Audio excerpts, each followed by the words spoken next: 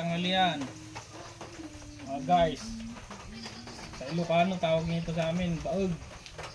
Sa Tagalog, ano ba sa Tagalog nito? Alokon.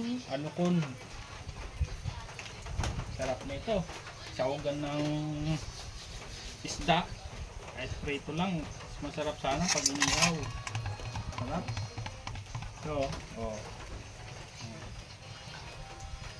Ha? Oh.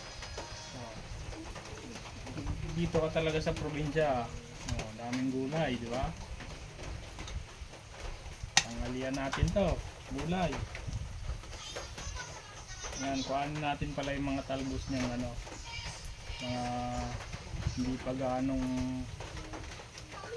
mga mura pa, mga murang talbos. Sarap yan.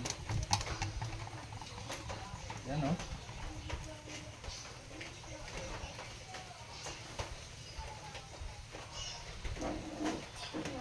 Dami nito. Hindi na maubos to. Laki. Isang sanga. Yun lang guys.